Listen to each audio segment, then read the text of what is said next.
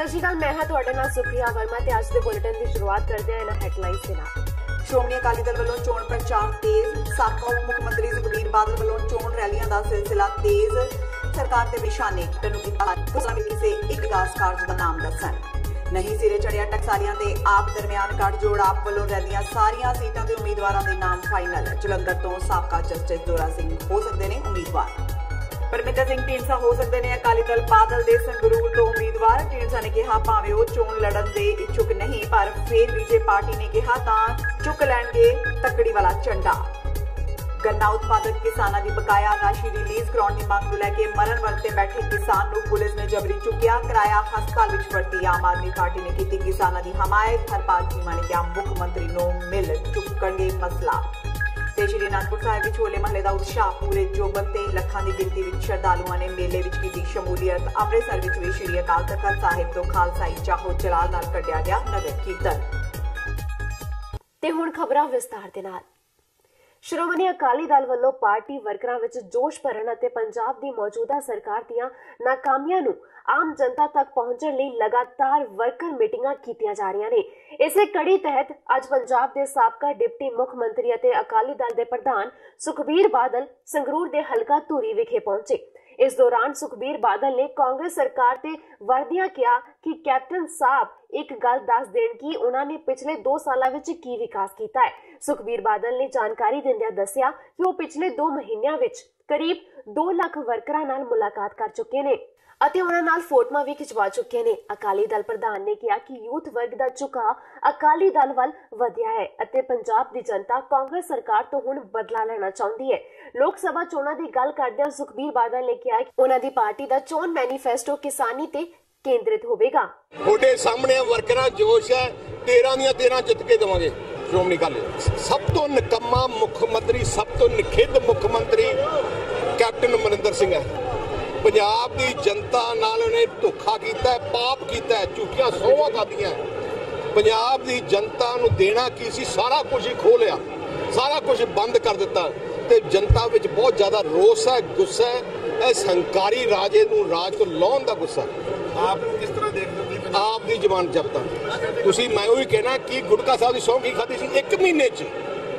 ਲੋਕਾਂ ਦੀਆਂ ਭਾਵਨਾ, ਲੋਕਾਂ ਦੀਆਂ ਇਮੋਸ਼ਨਸ ਨੂੰ ਉਹਨਾਂ ਨੇ ਯੂਜ਼ ਕੀਤਾ, ਐਕਸਪਲੋਇਟ ਕੀਤਾ ਤੇ ਅੱਜ ਦੇਖੋ ਕਿ ਸਾਰਾ ਕੁਝ ਹੀ ਉਲਟਾ। ਤੁਸੀਂ ਕੀ ਡਿਮਾਂਡ ਕਰਦੇ ਹੋ ਕੈਪਟਨ ਤੋਂ? ਮੈਂ ਕਹਿੰਦਾ ਕੈਪਟਨ ਨੂੰ ਮਾਫੀ, ਸੰਗਤ ਸਿੱਖ ਸੰਗਤ ਤੋਂ, ਪੰਜਾਬੀਆਂ ਤੋਂ, ਸਾਰਿਆਂ ਤੋਂ ਮਾਫੀ ਮੰਗਣੀ ਚਾਹੀਦੀ ਹੈ ਕਿ ਮੈਂ ਝੂਠਾ ਸਹੁੰ ਖਾਧੀ।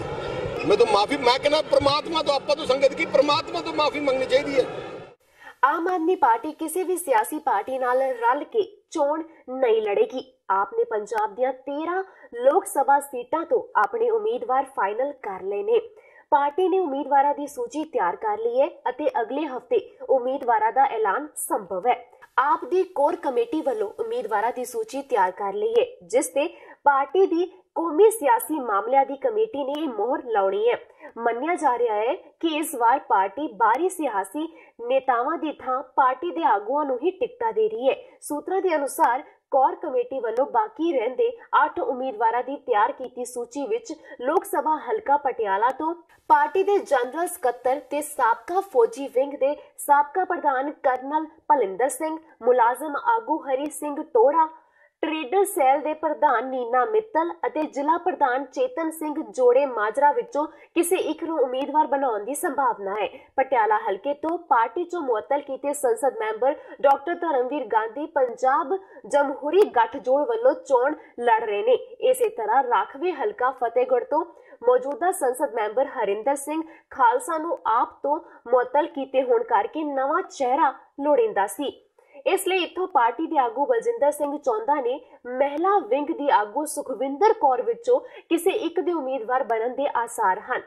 लोक सभा हलका खडूर साहिब तो भुपिंदर सिंह बिट्टू, यूथ विंग दे प्रधान मनजिंदर सिंह सिद्धू ਅਤੇ बुद्धिजीवी सैल दे प्रधान डॉक्टर कश्मीर सिंह सोहल विचों किसी जने नूं टिकट मिल सकती है। ਜਲੰਧਰ ਰਾਖਵੇ ਹਲਕੇ ਤੋਂ ਸਾਬਕਾ ਜਸਟਿਸ ਜ਼ੋਰਾ ਸਿੰਘ ਅਤੇ ਜਲੰਧਰ ਸ਼ਹਿਰੀ ਦੇ ਪ੍ਰਧਾਨ ਡਾਕਟਰ ਸ਼ਿਵ ਦਿਆਲ ਸਿੰਘ ਮਾਲੀ ਚੋਂ ਕਿਸੇ ਇੱਕ ਨੂੰ ਟਿਕਟ ਦਿੱਤੀ ਜਾ ਸਕਦੀ ਹੈ। ਸੁਖਦੇਵ ਸਿੰਘ ਢੀਂਡਸਾ ਦੇ ਅਕਾਲੀ ਦਲ ਤੋਂ ਲਾਂਬੇ ਹੋਣ ਤੋਂ ਬਾਅਦ ਹੁਣ ਸੰਗਰੂਰ ਦੀ ਲੋਕ ਸਭਾ ਸੀਟ ਲਈ ਪਾਰਟੀ ਵੱਲੋਂ ਉਹਨਾਂ ਦੇ ਵਿਧਾਇਕ ਬੇਟੇ ਅਤੇ ਸਾਬਕਾ ਵਿੱਤ ਮੰਤਰੀ ਪਰਮਿੰਦਰ ਢੀਂਡਸਾ ਨੂੰ ਮੈਦਾਨ ਵਿੱਚ ਉਤਾਰਿਆ ਜਾ ਸਕਦਾ ਹੈ। ਦੱਸ ਦਈਏ ਕਿ ਬੀਤੇ ਦਿਨ ਸੁਖਬੀਰ ਬਾਦਲ ਸੰਗਰੂਰ ਪਹੁੰਚੇ ਸਨ, ਜਿੱਥੇ ਉਹਨਾਂ ਨੇ ਪਰਮਿੰਦਰ ਢੀਂਡਸਾ ਨਾਲ ਮੁਲਾਕਾਤ ਕੀਤੀ। ਪੱਤਰਕਾਰਾਂ ਨਾਲ ਗੱਲਬਾਤ ਦੌਰਾਨ ਢੀਂਡਸਾ ਨੇ ਕਿਹਾ ਕਿ ਉਹ ਚੋਣ ਲੜਨ ਦੇ ਇੱਛੁਕ ਨਹੀਂ ਸਨ, ਪਰ ਜੇਕਰ ਪਾਰਟੀ ਉਹਨਾਂ ਨੂੰ ਜਿੱਥੋਂ ਕਹੇਗੀ ਉਹ ਉੱਥੋਂ ਚੋਣ ਜ਼ਰੂਰ ਲੜਨਗੇ ਅਤੇ ਉਹਨਾਂ ਨੂੰ ਪਾਰਟੀ ਦਾ ਹੁਕਮ ਮੰਨਣਾ ਹੀ ਪਏਗਾ। ਦੱਸ ਦਈਏ ਕਿ ਪਰਮਿੰਦਰ ਢੀਂਡਸਾ ਸੰਗਰੂਰ ਤੋਂ ਵਿਧਾਇਕ ਹਨ। ਵਿੱਤ ਮੰਤਰੀ ਰਹਿਣ ਤੋਂ ਬਾਅਦ ਉਹਨਾਂ ਨੇ ਕਾਂਗਰਸ ਦੀ ਦਿੱਗਜ ਨੇਤਾ ਬੀਬੀ ਰਜਿੰਦਰ ਕੌਰ ਪੱਠਲ ਨੂੰ ਹਰਾਇਆ ਸੀ। 5 ਵਾਰ ਵਿਧਾਇਕ ਰਹੇ ਢੀਂਡਸਾ ਤੇ ਅਕਾਲੀ ਦਲ ਨੇ ਵਿਸ਼ਵਾਸ ਜਤਾਇਆ ਹੈ। देखो नहीं कोई हिंट नहीं, उन्होंने कहा भी ਅਸੀਂ ਹਫਤੇ 'ਚ ਫੈਸਲਾ ਕਰ ਦਾਂਗੇ ਤੇ ਉਹਦਾ ਕਲੀਅਰ ਹੋ ਜਾਊਗਾ ਹਫਤੇ ਬਾਅਦ। ਤੁਸੀਂ ਹਫਤਾ ਠੀਕ ਲਓ। ਤੁਸੀਂ ਲੜਨ ਲਈ ਤਿਆਰ ਹੋ? ਵੈਸੇ ਟਿਕਟ ਮਿਲਦੀ ਤੁਹਾਨੂੰ? ਯਾਰ ਮੇਰੀ ਗੱਲ ਸੁਣੋ ਤਾਂ ਮੈਂ ਮੌਕੇ ਤੇ ਦੱਸੂਗਾ। ਤੁਸੀਂ ਮੇਰੀ ਗੱਲ ਸੁਣੋ, ਰੋਜ਼ ਹੀ ਇਹ ਸਵਾਲ ਹੁੰਦੇ ਨੇ। ਭਾਜਪਾ ਤੇ ਕਾਂਗਰਸ ਨਵੇਂ ਡਰਾਮੇ ਕਰ ਆਮ ਜਨਤਾ ਦਾ ਧਿਆਨ ਅਸਲੀ ਮੁੱਦਿਆਂ ਤੋਂ ਭਟਕਾ ਰਹੀ ਹੈ। ਇਹ ਕਹਿਣਾ ਹੈ ਲੋਕ ਇਨਸਾਫ ਪਾਰਟੀ ਦੇ ਮੁਖੀ ਸਿਮਰਨਜੀਤ ਸਿੰਘ ਬੈਂਸ ਦਾ। ਬੈਂਸ ਅੱਜ ਲੋਕ ਸਭਾ ਹਲਕਾ ਫਤਿਹਗੜ੍ਹ ਸਾਹਿਬ ਦੇ ਦੁਰਾਹਾ ਕਸਬੇ ਵਿੱਚ ਪਾਰਟੀ ਵਰਕਰਾਂ ਵੱਲੋਂ ਬੈਠਕ ਕਰਨ ਲਈ ਪੁੱਜੇ ਹੋਏ ਸਨ। ਬੈਂਸ ਦੇ ਨਾਲ ਪੰਜਾਬ ਡੈਮੋਕ੍ਰੈਟਿਕ ਅਲਾਇੰਸ ਦੇ ਹਲਕੇ ਫਤਿਹਗੜ੍ਹ ਸਾਹਿਬ ਦੇ ਉਮੀਦਵਾਰ ਮਨਮਿੰਦਰ ਸਿੰਘ ਗਿਆਸਪੁਰਾ ਵੀ ਮੌਜੂਦ ਸਨ। ਪੱਤਰਕਾਰਾਂ ਨਾਲ ਗੱਲਬਾਤ ਦੌਰਾਨ ਬੈਂਸ ਨੇ ਆਮ ਆਦਮੀ ਪਾਰਟੀ ਦੀ ਵਿਧਾਇਕ ਬਲਜਿੰਦਰ ਕੌਰ ਦੁਆਰਾ ਬਠਿੰਡਾ ਸੀਟ ਤੋਂ ਚੋਣ ਲੜ ਰਹੇ ਖਹਿਰਾ ਉੱਤੇ ਦਿੱਤੇ ਬਿਆਨ ਬਾਰੇ ਬੋਲਦਿਆਂ ਕਿਹਾ ਕਿ ਇਹ ਬਲਜਿੰਦਰ ਕੌਰ ਦੀ ਬੋਖਲਾਹਟ ਦੀ ਨਿਸ਼ਾਨੀ ਹੈ, ਕਿਉਂਕਿ ਆਮ ਆਦਮੀ ਪਾਰਟੀ ਦਾ ਵਜੂਦ 2019 ਵਿੱਚ ਖਤਮ ਹੋ ਜਾਵੇਗਾ। ਜਦੋਂ ਭਗਵੰਤ ਮਾਨ ਨੇ ਚੋਣ ਲੜੀ ਸੀ, ਕੋਈ ਕਹਿ ਦਿੰਦਾ ਵੀ ਉਹ ਢੀਂਡਸਾ ਸਾਹਿਬ ਨੂੰ ਜਿਤਾਉਣ ਲਈ ਉੱਥੇ ਖੜੇ ਨੇ।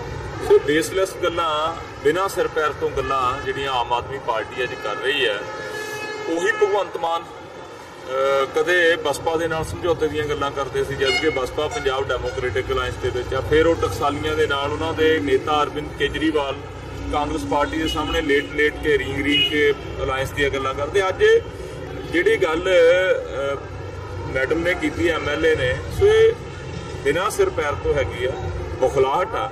ਇਹਨਾਂ ਨੂੰ ਪਤਾ ਕਿ ਪੰਜਾਬ ਦੇ ਅੰਦਰ ਆਮ ਆਦਮੀ ਪਾਰਟੀ ਖਤਮ ਹੋਣ ਜਾ ਰਹੀ ਹੈ। 2019 ਤੋਂ ਬਾਅਦ ਤੁਸੀਂ ਦੇਖ ਲਿਓ ਇਹਨਾਂ ਦਾ ਹਾਲ ਹਸ਼ਰ ਕੀ ਹੋਣਾ। ਇੱਕ ਕਾਂਗਰਸ ਨੇ ਜਿਹੜਾ ਚੌਕੀਦਾਰ ਚੋਰ ਦੇ ਚੱਲ ਰਿਹਾ, ਉਹਦੇ ਬਾਰੇ ਕੀ ਕਹਿਣਾ ਤੁਹਾਡਾ ਜੀ? ਅਸਲ ਦੇ ਵਿੱਚ ਲੋਕਾਂ ਦਾ ਧਿਆਨ ਅਸਲ ਮੁੱਦਿਆਂ ਤੋਂ ਭਟਕਾਉਣ ਵਾਸਤੇ, ਜਿੱਥੇ BJP ਉੱਥੇ ਨਾਲ ਦੀ ਨਾਲ ਕਾਂਗਰਸ ਮੁੱਦਿਆਂ ਦੀ ਗੱਲ ਕਿਉਂ ਨਹੀਂ ਕਰਦੇ? 5 ਸਾਲ ਪਹਿਲਾਂ ਮਾਨਯੋਗ ਮੋਦੀ ਸਾਹਿਬ ਜਿਹੜੇ 56 ਇੰਚ ਦਾ ਸੀਨਾ ਲੈ ਕੇ ਆਏ ਸੀ, 2.5 ਕਰੋੜ ਨੌਜਵਾਨਾਂ ਨੂੰ ਬੇਰੁਜ਼ਗਾਰੀ ਤੋਂ ਦੂਰ ਕਰਨ ਲਈ ਨੌਕਰੀਆਂ ਦਿੱਤੀਆਂ ਗਈਆਂ।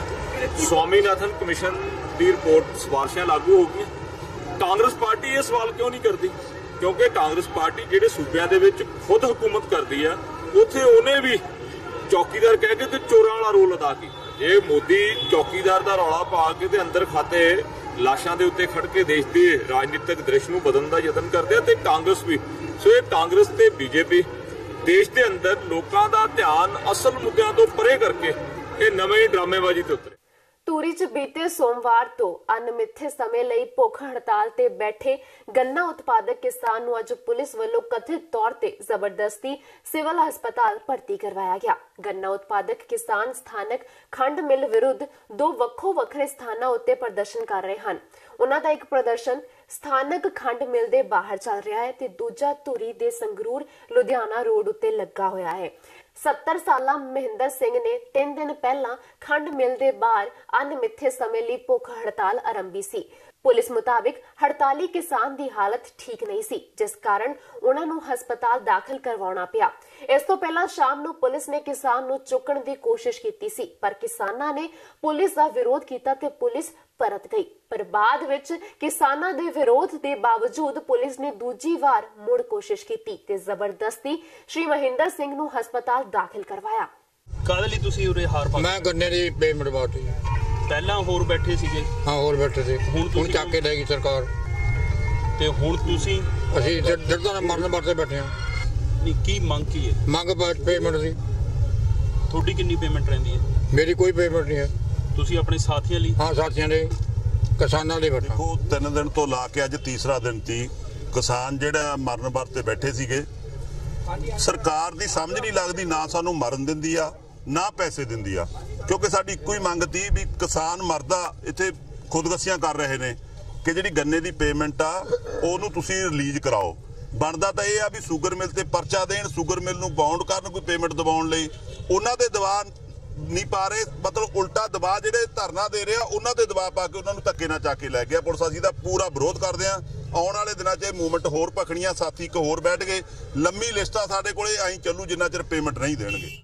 ਉਧਰ ਅੱਜ ਇਸ ਪ੍ਰਦਰਸ਼ਨ ਨੂੰ ਸਮਰਥਨ ਦੇਣ ਲਈ ਆਪ ਦੇ ਦਿੜਬਾ ਤੋਂ ਵਿਧਾਇਕ ਅਤੇ ਵਿਰੋਧੀ ਧਿਰ ਦੇ ਨੇਤਾ ਹਰਪਾਲ ਚੀਮਾ ਪੁੱਜੇ ਅਤੇ ਉਹਨਾਂ ਨੇ ਜਲਦੀ ਹੀ ਇਹ ਮਾਮਲਾ ਪੰਜਾਬ ਦੇ ਮੁੱਖ ਮੰਤਰੀ ਕੋਲ ਚੁੱਕਣ ਦਾ ਭਰੋਸਾ ਦਿੱਤਾ। ਇਸ ਮੌਕੇ ਚੀਮਾ ਨੇ ਕਿਹਾ ਕਿ ਪੰਜਾਬ ਸਰਕਾਰ ਕਿਸਾਨਾਂ ਦੀ ਬਜਾਏ ਮਿਲ ਪ੍ਰਬੰਧਕਾਂ ਦਾ ਪੱਖ ਲੈ ਰਹੀ ਹੈ, ਕਿਉਂਕਿ ਮਿਲ ਚਲਾਉਣ ਵਾਲੇ ਵੱਡੇ ਰਾਜਸੀ ਲੋਕ ਹੈ, ਜਦੋਂ ਕਿ ਕਿਸਾਨਾਂ ਨੂੰ ਧੱਕੇ ਖਾਣ ਲਈ ਸੜਕਾਂ ਤੇ ਛੱਡਿਆ ਹੋਇਆ ਹੈ। ਉਹਨਾਂ ਨੇ ਕਿਹਾ ਕਿ ਆਮ ਆਦਮੀ ਪਾਰਟੀ ਪਹਿਲਾਂ ਵੀ ਇਹ ਮੁੱਦਾ ਵਿਧਾਨ ਸਭਾ ਵਿੱਚ ਉਠਾ ਚੁੱਕੀ ਹੈ ਅਤੇ ਹੁਣ ਉਹ ਪੰਜਾਬ ਦੇ ਮੁੱਖ ਮੰਤਰੀ ਕੋਲ ਇਹ ਮੁੱਦਾ ਚੁੱਕਣਗੇ। ਦੇਖੋ, ਇਸ ਤੋਂ ਪਹਿਲਾਂ ਵੀ ਜਿਹੜਾ ਇਹ ਧਰਨਾ ਲੱਗਿਆ ਸੀ ਧੂਰੀ ਦੇ ਵਿੱਚ ਔਰ ਨੈਸ਼ਨਲ ਹਾਈਵੇ ਰੋਕੀ ਗਈ ਸੀ, ਉਦੋਂ ਸਮਝੌਤਾ ਹੋਇਆ ਸੀ ਬਹੁਤ ਵੱਡਾ, ਔਰ ਸਮਝੌਤੇ ਦੇ ਵਿੱਚ ਲੋਕਲ ਐਮਐਲਏ ਜਿਹੜੇ ਹੈਗੇ ਨੇ ਸ਼ਾਮਲ ਸੀ। ਕਿਹਾ ਗਿਆ ਸੀਗਾ ਵੀ 1.5 ਕਰੋੜ ਦੀ ਪੇਮੈਂਟ ਕਿਸਾਨਾਂ ਦੀ ਗੰਨੇ ਦੀ ਪੇਮੈਂਟ ਜਿਹੜੀ ਹੈਗੀ ਆ ਉਹ ਰੋਜ਼ਾਨਾ ਕਿਸਾਨਾਂ ਨੂੰ ਮਿਲਿਆ ਕਰੂ। ਜਿਹੜੀ ਕਿ ਬਕਾਇਆ ਖੜੀ ਆ ਉਹ ਹੁਣ ਵੱਧ ਕੇ ਲਗਭਗ 80 ਕਰੋੜ ਹੋ ਗਈ। ਪਹਿਲਾਂ 60 ਕਰੋੜ ਸੀ, ਹੁਣ 80 ਕਰੋੜ ਹੋ ਗਈ। ਸੋ ਮੈਂ ਸਮਝਦਾ ਪ੍ਰਸ਼ਾਸਨ ਬਿਲਕੁਲ ਸੁੱਤਾ ਪਿਆ, ਸਰਕਾਰ ਬਿਲਕੁਲ ਸੁੱਤੀ ਪਈ ਆ। ਹੁਣ ਦੁਬਾਰਾ ਜਿਹੜਾ ਹੈਗਾ ਧਰਨਾ ਲਾਉਣਾ ਪਿਆ ਕਿਸਾਨਾਂ ਨੂੰ। ਉਹਦਾ ਕਾਰਨ ਬੜਾ ਸਪਸ਼ਟ ਆ, ਜਿਹੜਾ ਸਮਝੌਤਾ ਹੋਇਆ ਸੀ ਉਹ ਕੁਝ ਕੁ ਦਿਨ ਲਾਗੂ ਰਿਹਾ, ਥੋੜੇ ਦਿਨਾਂ ਬਾਅਦ ਸਮਝੌਤਾ ਤੋੜ ਦਿੱਤਾ ਗਿਆ ਔਰ ਸਰਕਾਰ ਜਾਣਬੁੱਝ ਕੇ ਹੈਗੀ ਆ ਪ੍ਰਾਈਵੇਟ ਮਿੱਲਾਂ ਦੀ ਰੱਖਿਆ ਕਰ ਰਹੀ ਆ, ਜਾਣਬੁੱਝ ਕੇ ਜਿਹੜੀ ਹੈ ਪ੍ਰਾਈਵੇਟ ਮਿੱਲਾਂ ਨੂੰ ਸਹਿ ਦੇ ਰਹੀ ਆ ਕਿ ਕਿਸਾਨਾਂ ਦੀ ਪੇਮੈਂਟ ਨਾ ਕੀਤੀ ਜਾਵੇ, ਕਿਉਂਕਿ ਪੰਜਾਬ ਦੇ ਵਿੱਚ ਜਿੰਨੀਆਂ ਵੀ ਪ੍ਰਾਈਵੇਟ ਮਿੱਲਾਂ ਨੇ ਉਹ ਕਿਸੇ ਨਾ ਕਿਸੇ ਸਿਆਸੀ ਘਰਾਣੇ ਨਾਲ ਜੁੜੀਆਂ ਹੋਈਆਂ ਨੇ, ਕਿਸੇ ਨਾ ਕਿਸੇ ਸਿਆਸੀ ਪਰਿਵਾਰ ਨਾਲ ਜੁੜੀਆਂ ਹੋਈਆਂ ਨੇ।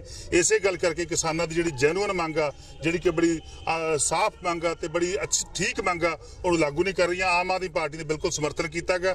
ਅੱਜ ਮੈਂ ਧਰਨੇ 'ਚ ਆਇਆਗਾ, ਵਿਧਾਨ ਸਭਾ ਦੇ ਵਿੱਚ ਵੀ ਇਹ ਮਸਲਾ ਉਠਾਇਆ ਸੀਗਾ।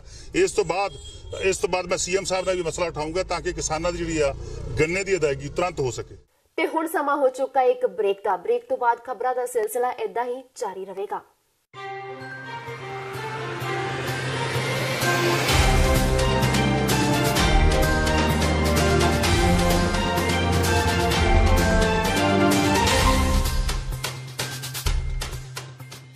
ਖਾਲਸਾ ਸਾਜਨਾ ਦਿਵਸ ਨੂੰ ਦੇਸ਼ ਵਿਦੇਸ਼ ਵਿੱਚ ਨੈਸ਼ਨਲ ਸਿੱਖ ਡੇ ਵਜੋਂ ਸਥਾਪਿਤ ਕਰਨ ਲਈ ਸ੍ਰੀ ਗੁਰੂ ਗ੍ਰੰਥ ਸਾਹਿਬ ਜੀ ਦੀ ਰਹਿਨੁਮਾਈ ਹੇਠ 6 ਅਪ੍ਰੈਲ 2019 ਦਿਨ ਸ਼ਨੀਚਰਵਾਰ ਨੂੰ ਕੈਪੀਟਲ ਹਿੱਲ ਵਾਸ਼ਿੰਗਟਨ ਡੀਸੀ ਵਿਖੇ ਸਵੇਰੇ 11 ਵਜੇ ਸਿੱਖ ਡੇ ਪਰੇਡ ਦਾ ਆਯੋਜਨ ਕੀਤਾ ਜਾ ਰਿਹਾ ਹੈ। ਸਿੱਖ ਕੋਆਰਡੀਨੇਸ਼ਨ ਕਮੇਟੀ ਈਸਟ ਕੋਸਟ ਵੱਲੋਂ ਆਪ ਸਭ ਨੂੰ ਪਰਿਵਾਰਾਂ ਸਮੇਤ ਇਸ ਪਰੇਡ ਵਿੱਚ ਸ਼ਾਮਲ ਹੋਣ ਲਈ ਬੇਨਤੀ ਕੀਤੀ ਜਾਂਦੀ ਹੈ। ਵਧੇਰੇ ਜਾਣਕਾਰੀ ਲਈ ਆਪ ਹੇਠ ਦਿੱਤੇ ਨੰਬਰਾਂ ਤੇ ਸੰਪਰਕ ਕਰ ਸਕਦੇ ਹੋ।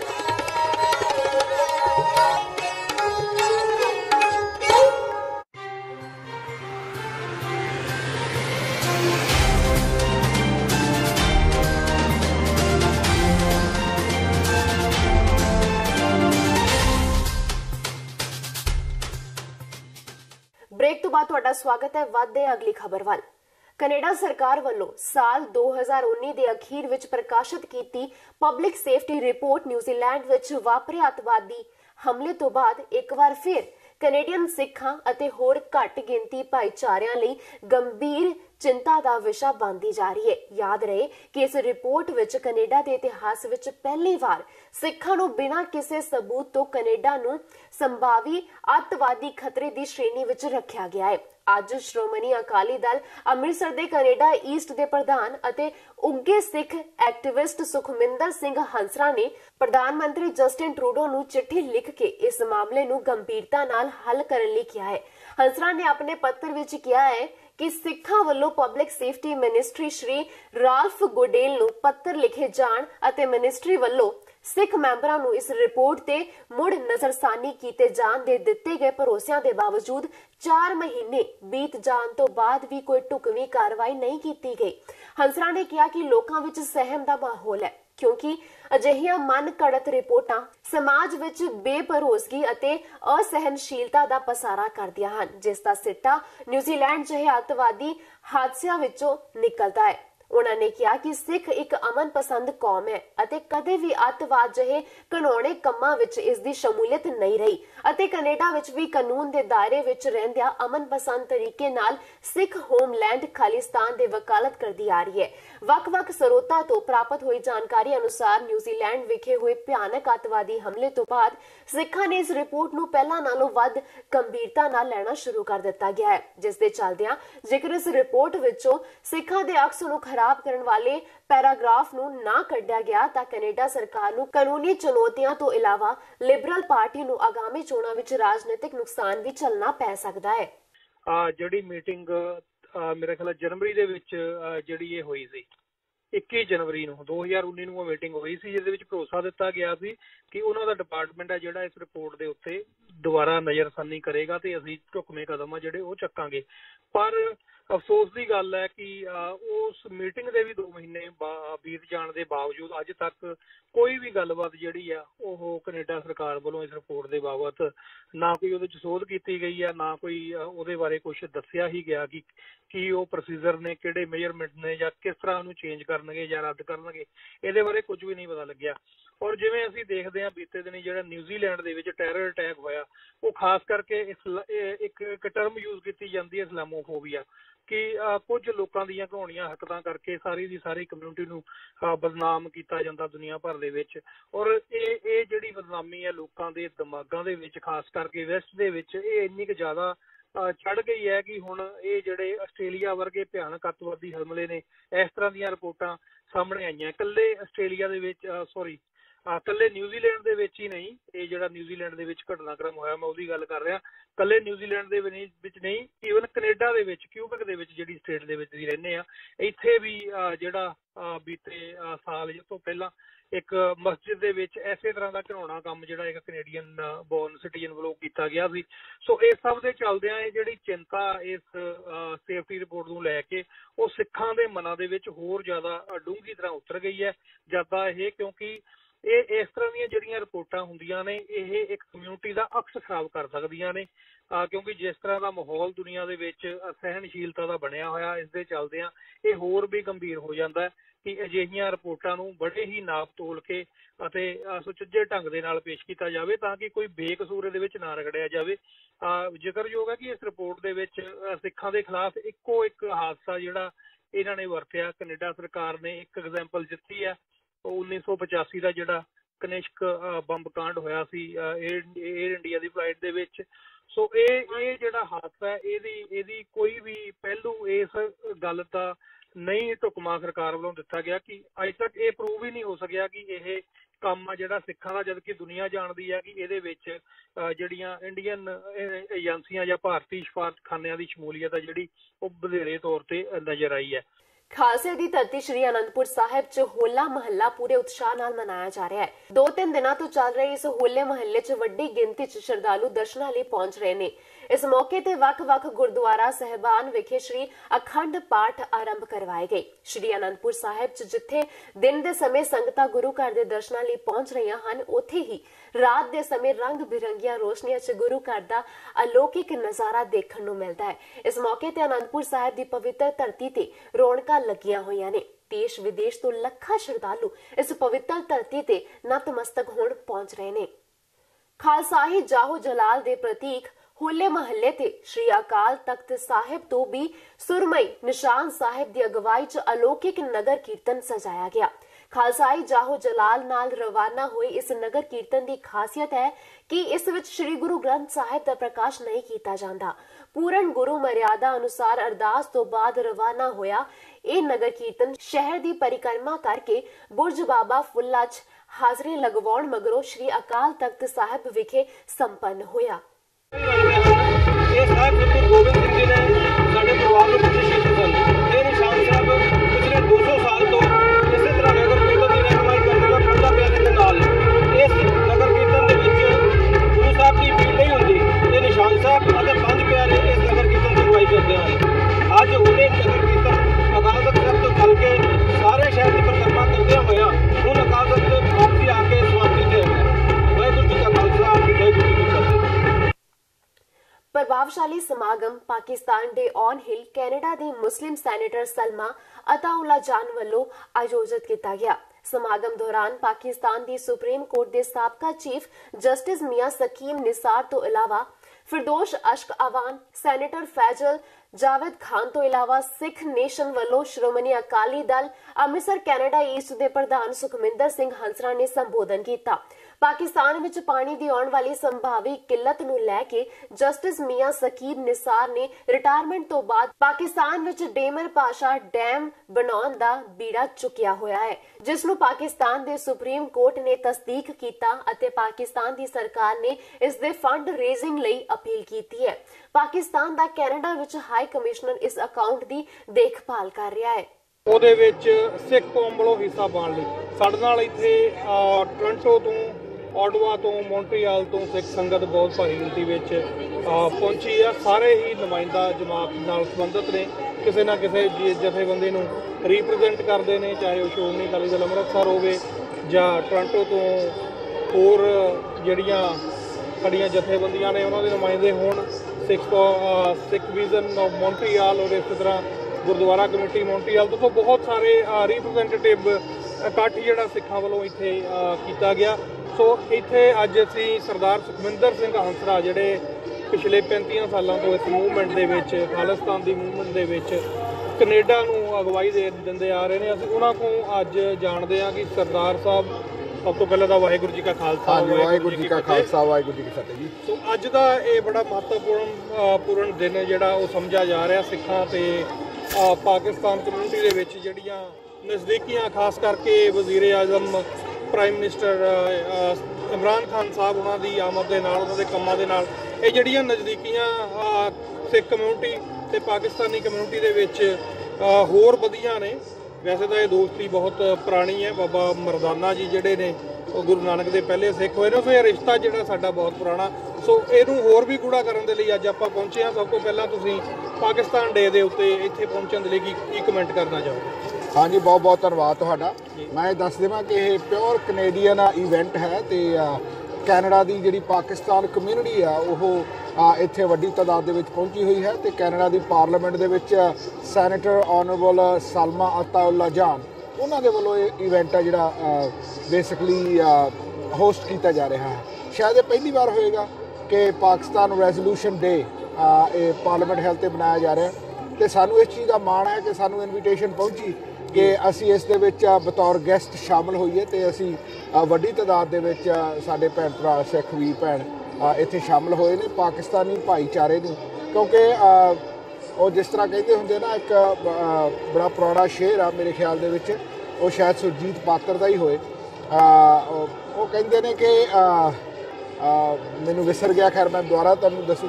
ਉਹ ਗੱਲ ਕਰਦੇ ਨੇ ਆਜ਼ਾਦੀ ਦੀ, ਜੇ ਅਖੀਰ ਦੇ ਵਿੱਚ ਉਹ ਕਹਿੰਦੇ ਨੇ ਕਿ ਬੜੀਆਂ ਜਨਵਰੀਆਂ ਤੇ ਅਗਸਤ ਆਈਆਂ ਜੀ ਤੇ ਪਰ ਸਾਡਾ ਤਾਂ ਜੂਨ ਮਹੀਨਾ ਉਸੇ ਤਰ੍ਹਾਂ ਹੀ ਆਉਂਦਾ।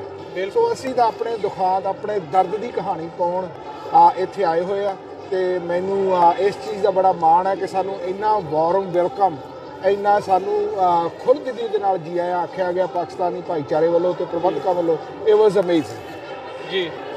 ਤੁਸੀਂ ਗੱਲ ਕੀਤੀ ਹੈ ਜੂਨ ਦੀ, ਇੱਥੇ ਹੀ ਜਿਹੜੇ ਪਾਕਿਸਤਾਨ ਦੇ ਇੱਕ ਮਸ਼ਹੂਰ ਫਿਲਾਸਫਰ, ਸ਼ਾਇਰ, ਚਿੰਤਕ ਸਰ ਇਲਾਮਾ ਇਕਬਾਲ ਦਾ ਸ਼ੇਰ ਮੈਨੂੰ ਜਿਹੜਾ ਯਾਦ ਆ ਰਿਹਾ, ਜਿਨ੍ਹਾਂ ਨੇ ਕਦੇ ਲਿਖਿਆ ਸੀ कि सारे जहाँ से अच्छा हिंदुस्तान हमारा, हम बुलबुले हैं इसकी, ये गुलस्तां हमारा। और उन्होंने ही एंड दे आके एक ऐसी कगार ते उन्होंने खड़ा कर दिता गया उस सिस्टम वालों, आखिर ते उन्होंने ये लिखना पै गया कि मुद्दतें बीत गई इसके जुल्मों सितम सहते हुए, अब तो शर्म सी आती है इसको वतन कहते हुए। तो ये जिहड़ी प्यार दी सांझ है, जिहड़ी खास करके मैं पहला जिक्र किया ਵਜ਼ੀਰ ਆਲਾ ਇਮਰਾਨ ਖਾਨ ਸਾਹਿਬ ਦੀ ਆਮਦ ਦੇ ਨਾਲ ਜਿਹੜੀ ਇਹ ਦੋਨਾਂ ਪੰਜਾਬਾਂ ਦੇ ਵਿੱਚ ਜਿਹੜੀ ਇਹ ਦੋਸਤੀ ਆ, ਉਹਦੀ ਗਹਿਰਾਈ ਹੋਰ ਵੀ ਵਧੀ ਆ। ਉਹਦੇ ਉੱਤੇ ਤੁਸੀਂ ਕੀ ਕਮੈਂਟ ਕਰਨਾ ਚਾਹੋਗੇ, ਕੀ ਕਹਿਣਾ ਚਾਹੋਗੇ? ਬਿਲਕੁਲ ਜੀ, ਕਰਤਾਰਪੁਰ ਕੋਰੀਡੋਰ ਦੀ ਅਨਾਉਂਸਮੈਂਟ ਤੋਂ ਬਾਅਦ ਤਾਂ ਸਾਨੂੰ ਇਸ ਤਰ੍ਹਾਂ ਹੀ ਮਹਿਸੂਸ ਹੋਣ ਲੱਗ ਗਿਆ ਕਿ ਜਿਸ ਤਰ੍ਹਾਂ ਕੈਨੇਡਾ, ਅਮਰੀਕਾ ਜਾਂ ਯੂਰਪ ਦੀਆਂ 26-27 ਕੰਟਰੀਆਂ ਦੇ ਵਿੱਚ ਨੋ ਬਾਰਡਰ ਨੇ, ਓਪਨ ਬਾਰਡਰਸ ਨੇ, ਇਸੇ ਤਰ੍ਹਾਂ ਅਗਰ ਇਮਰਾਨ ਖਾਨ ਵਰਗਾ ਉੱਥੇ 5-7 ਸਾਲ ਜਾਂ ਉਹੋ ਜਿਹੀ ਸੋਚ ਵਾਲਾ ਕੋਈ ਵਜ਼ੀਰ ਆਜ਼ਮ 5-7 ਸਾਲ ਰਹੇ ਤਾਂ ਇਹ ਜਿਹੜੀਆਂ ਮੁਸ਼ਕਲਾਂ ਆ ਰਹੀਆਂ ਨੇ ਉੱਥੋਂ ਖਾਸ ਕਰਕੇ ਸਿੱਖਾਂ ਨੂੰ, ਕਿਉਂਕਿ ਹੋਰ ਤਾਂ ਹਿੰਦੁਸਤਾਨੀਆਂ ਨੂੰ ਕੋਈ ਵਾਹ ਵਾਸਤਾ ਨਹੀਂ ਹੈ, ਉਹਨਾਂ ਦਾ ਤਾਂ ਕੁਛ ਦੂਸਰੇ ਪਾਸੇ ਸ਼ਾਇਦ ਨਾ ਕਲਚਰ ਹੈ ਨਾ ਧਰਮ ਹੈ। ਸਾਡਾ ਤਾਂ ਸਾਰਾ ਕੁਛ ਹੀ ਦੂਸਰੇ ਪਾਸੇ ਪਿਆ। ਸਾਡਾ ਵਿਰਸਾ, ਸਾਡਾ ਧਰਮ, ਸਾਡਾ ਇਤਿਹਾਸ ਉਹ ਪਾਕਿਸਤਾਨ ਦੀ ਸਰਜ਼ਮੀਂ 'ਤੇ ਆ। ਅਤੇ ਮੈਂ ਸਮਝਦਾ ਹਾਂ ਕਿ ਉਹਨਾਂ ਦੇ ਆਉਣ ਤੋਂ ਬਾਅਦ ਸਾਨੂੰ ਕਾਫੀ ਸਾਰੀ ਜਿਹੜੀ ਰਹਿਤ ਮਿਲੀ ਆ। ਅਤੇ ਉਸ ਤੋਂ ਬਾਅਦ ਉਹਨਾਂ ਨੇ ਨਨਕਾਣਾ ਸਾਹਿਬ ਦਾ ਅਤੇ ਉਹਨਾਂ ਨੇ ਪੰਜਾ ਸਾਹਿਬ ਦਾ, ਉਹਨਾਂ ਨੇ ਗੁਰੂ ਨਾਨਕ ਸਾਹਿਬ ਦੇ ਨਾਂ ਦੇ ਉੱਤੇ ਯੂਨੀਵਰਸਿਟੀ ਬਣਾਉਣ ਦਾ ਜੋ ਐਲਾਨ ਕੀਤਾ, ਇਹ ਜਿਹੜੇ ਐਲਾਨ ਨੇ ਇਹ ਭਾਈਚਾਰਿਆਂ ਨੂੰ ਇਕੱਠੇ ਕਰਨ ਵਾਲੇ ਨੇ। ਅਤੇ ਬਾਹਰਲੇ ਮੁਲਕ ਜਿਹੜੇ ਡਾਇਸਪੋਰਾ ਲੋਕ ਨੇ, ਭਾਵੇਂ ਉਹ ਸਿੱਖ ਨੇ, ਭਾਵੇਂ ਉਹ ਪਾਕਿਸਤਾਨੀ ਕਮਿਊਨਿਟੀ ਆ ਕੈਨੇਡਾ ਦੇ ਵਿੱਚ, ਇਹਨਾਂ ਦੇ ਜਿਹੜੇ ਜੈਸਚਰਸ ਨੇ ਨਿੱਕੇ ਨਿੱਕੇ, ਇਹ ਮੈਂ ਸਮਝਦਾ ਕਿ ਉਸ ਨੂੰ ਕਾਫੀ ਉਹਦੇ ਵਿੱਚ ਕਾਫੀ ਨਿੱਗਰ ਰੋਲ ਅਦਾ ਕਰਨਗੇ। ਸੋ ਅੱਜ ਇੱਥੇ ਇਹ ਬਿਗ ਇਵੈਂਟ ਹੈ। ਇੱਥੋਂ ਦਾ ਸਾਬਕਾ ਸੁਪਰੀਮ ਕੋਰਟ ਜੱਜ ਇੱਥੇ ਇਸ ਇਵੈਂਟ ਨੂੰ ਪ੍ਰੈਜ਼ਾਈਡ ਕਰੇਗਾ। ਸੋ ਮੈਨੂੰ ਲੱਗਦਾ ਹੈ ਕਿ ਸਾਨੂੰ ਇੱਥੇ ਇਨਵੀਟੇਸ਼ਨ ਮਿਲਣੀ ਹੀ ਬਹੁਤ ਸੀ, ਪਰ ਜਿਸ ਤਰ੍ਹਾਂ ਸਾਡੀ ਆਓ ਭਗਤ ਕੀਤੀ ਜਾ ਰਹੀ ਹੈ, ਇਹ ਇੱਕ ਜਿਹੜਾ ਵਾਰਮ ਵੈਲਕਮ ਐਕਸਟੈਂਡ ਕੀਤਾ ਜਾ ਰਿਹਾ, ਇਹਦੇ ਬਹੁਤ ਆਉਣ ਵਾਲੇ ਲੰਮੇ ਸਮੇਂ ਤੱਕ ਇਹਦੇ ਜਿਹੜੇ ਚੰਗੇ ਅਸਰ ਨੇ ਉਹ ਸਾਨੂੰ ਨਜ਼ਰ ਆਉਣਗੇ। ਹੰਸਰਾਜ ਸਾਹਿਬ, ਇੱਕ ਲਾਸਟ ਸਵਾਲ ਆ, ਜੇ ਅਸੀਂ ਪਿਛਲੇ ਥੋੜ੍ਹੇ ਸਮੇਂ ਦਾ ਘਟਨਾ ਚੱਕਰ ਦੇਖੀਏ ਸਾਊਥ ਏਸ਼ੀਆ ਦੇ ਮਾਹੌਲ ਦੇ ਵਿੱਚ, ਪਹਿਲਾਂ ਚਾਈਨਾ ਦੇ ਡਿਪਲੋਮੈਟ ਦਾ ਦਰਬਾਰ ਸਾਹਿਬ 'ਤੇ ਆ ਕੇ ਨਤਮਸਤਕ ਹੋਣਾ, ਫਿਰ ਇਮਰਾਨ ਖਾਨ ਸਾਹਿਬ ਦੀ ਜਿਹੜੀ ਆ ਇਹ ਸਿੱਖ ਕੌਮ ਤੇ ਜਿਹੜਾ ਪਾਕਿਸਤਾਨੀ ਭਾਈਚਾਰਾ ਉਹਦੀ ਜਿਹੜੀ ਸਾਂਝ ਆ ਉਹਨੂੰ ਹੋਰ ਗੂੜ੍ਹੀਆਂ ਕੜੀਆਂ ਦੇ ਵਿੱਚ ਜਿਹੜੀਆਂ ਸਮੂਣ ਦੀ ਕੋਸ਼ਿਸ਼ ਕੀਤੀ ਜਾ ਰਹੀ। ਉਸ ਤੋਂ ਬਾਅਦ ਇੱਕ ਰੀਸੈਂਟ ਈਵੈਂਟ ਦੇ ਵਿੱਚ ਰਸ਼ੀਆ ਦੇ ਜਿਹੜੇ ਫੌਜ ਦੇ ਮੁਖੀ ਵੱਲੋਂ ਦਰਬਾਰ ਸਾਹਿਬ ਆ ਕੇ ਨਤਮਸਤਕ ਹੋਣਾ, ਤੁਹਾਨੂੰ ਲੱਗਦਾ ਕਿਤੇ ਨਾ ਕਿਤੇ ਇਹ ਡਿਪਲੋਮੈਟਿਕ ਸਪੋਰਟ ਹੈ ਜਿਹੜੀ ਸਿੱਖ ਨੇਸ਼ਨ ਨੂੰ ਮਿਲਦੀ ਨਜ਼ਰ ਆ ਰਹੀ ਹੈ? ਮੈਂ ਸਮਝਦਾ ਹਾਂ ਕਿ ਦੇਖੋ, ਦੁਨੀਆ ਦੇ ਲੋਕਾਂ ਨੂੰ ਸਾਡੇ 33 ਸਾਲ ਦੇ ਸੰਘਰਸ਼ ਦਾ ਪਤਾ, ਦੁਨੀਆ ਦੇ ਲੋਕਾਂ ਨੂੰ ਸਾਡੇ 33 ਸਾਲ ਦੇ ਸੂਰਤ ਹਾਲਤ ਦਾ ਪਤਾ। ਉਹਦੇ ਵਿੱਚ ਸਾਡਾ ਘਾਣ ਵੀ ਬਹੁਤ ਹੋਇਆ ਤੇ ਉਹਦੇ ਵਿੱਚ ਸਾਡੀ ਹਿੰਮਤ ਵੀ ਬੜੀ ਉਜਾਗਰ ਹੋਈ। ਉਹਦੇ ਵਿੱਚ ਸਾਨੂੰ ਜਥੇਬੰਦਕ ਹੋਣ ਦਾ ਜਿਹੜਾ ਮਾਣ ਵੀ ਪ੍ਰਾਪਤ ਹੋਇਆ। ਅਸੀਂ ਆਰਗੇਨਾਈਜ਼ ਹੋਏ ਹਾਂ ਦੁਨੀਆ ਦੇ ਲੈਵਲ ਦੇ ਉੱਤੇ, ਅਸੀਂ ਲੋਕਾਂ ਦੇ ਨਾਲ ਕਦਮ ਮਿਲਾ ਕੇ ਚੱਲਣ ਦੀ ਜਾਂਚ ਸਿੱਖ ਲਈ ਹੈ। ਸੋ ਇਹ ਸਮਾਂ ਕਰਵਟ ਲੈਂਦਾ, ਜਿਸ ਤਰ੍ਹਾਂ ਕਹਿੰਦੇ ਹਨ ਕਿ ਇੰਟਰਨੈਸ਼ਨਲ ਬਾਰਡਰਸ ਦੇ ਵਿੱਚ ਜੇ ਕਿਸੇ ਨੇ ਤਬਦੀਲੀ ਲਿਆਉਣੀ ਹੋਵੇ ਤਾਂ ਉਹਨੂੰ 100 ਸਾਲ ਦਾ ਸਮਾਂ ਲੈ ਕੇ ਚੱਲਣਾ ਪੈਂਦਾ। ਸੋ ਮੈਂ ਸਮਝਦਾ ਕਿ ਅਸੀਂ 33% ਕੰਮ ਆਪਣਾ ਨਜਿੱਠ ਲਿਆ ਤੇ 66% ਦੇ ਤਕਰੀਬਨ ਤੁਹਾਡਾ ਪ੍ਰੋਜੈਕਟ ਹੈ ਜਿਹੜਾ ਉਹ ਕੰਪਲੀਟ ਹੋ ਜਾਂਦਾ। ਸੋ ਆਉਣ ਵਾਲੇ 5-10 ਸਾਲਾਂ ਦੇ ਵਿੱਚ ਬਹੁਤ ਵੱਡੇ ਜਿਹੜੇ ਤਬਦੀਲੀ ਦੇ ਨਿਸ਼ਾਨ ਸਾਡੇ ਸਾਹਮਣੇ ਪੇਸ਼ ਹੋਣਗੇ। ਦੁਨੀਆ ਦੀ ਬਦਲਦੀ ਸਿਆਸਤ ਸਾਡੇ ਹੱਕ ਦੇ ਵਿੱਚ ਭੁਗਤ ਰਹੀ ਹੈ ਅਤੇ ਭਾਰਤ ਦਾ ਜਿਹੜਾ ਚਿਹਰਾ ਹੈ ਉਹ ਮੁਖੌਟਾ ਉਹ ਪੁਲਵਾਮਾ ਅਟੈਕ ਤੋਂ ਬਾਅਦ ਹੋਏ ਜਾਂ ਫਿਰ ਲਗਾਤਾਰ ਯੂਨਾਈਟਿਡ ਨੇਸ਼ਨ ਦੇ ਹਿਊਮਨ ਰਾਈਟਸ ਕਮਿਸ਼ਨ ਵੱਲੋਂ ਹੋਏ, ਯੂਰਪੀਅਨ ਯੂਨੀਅਨ ਵੱਲੋਂ ਹੋਏ, ਐਮਨੈਸਟੀ ਇੰਟਰਨੈਸ਼ਨਲ ਵੱਲੋਂ ਲਗਾਤਾਰ ਉਹਨਾਂ ਨੂੰ ਝਾੜਾਂ ਪੈਂਦੀਆਂ ਜਾ ਰਹੀਆਂ। ਸੋ ਇਹ ਮੈਨੂੰ ਲੱਗਦਾ ਹੈ ਕਿ ਜਿਹੜਾ ਇਹ ਤਖਤਾ ਇਹ ਪਲਟ ਸਕਦਾ ਤੇ ਪਲਟਣ ਵਾਲਾ ਹੈ, ਕਿਉਂਕਿ ਦੁਨੀਆ ਦੇ ਵਿੱਚ ਅੱਜ ਦੇ ਕਲਚਰ ਅਨੁਸਾਰ, ਅੱਜ ਦੀ ਡੈਮੋਕ੍ਰੇਸੀ ਦੇ ਕਲਚਰ ਅਨੁਸਾਰ ਇਹ ਜੋ ਹਿੰਦੂਤਵਾ ਮੂਵਮੈਂਟ ਜਾਂ ਹਿੰਦੂਤਵਾ ਵਿਚਾਰਧਾਰਾ ਨੂੰ ਲਾਗੂ ਕਰਨਾ ਚਾਹੁੰਦੇ ਆ ਉਹ ਨਾ ਮੁਮਕਿਨ ਹੈ ਤੇ ਨਾ ਹੋ ਸਕੇਗੀ।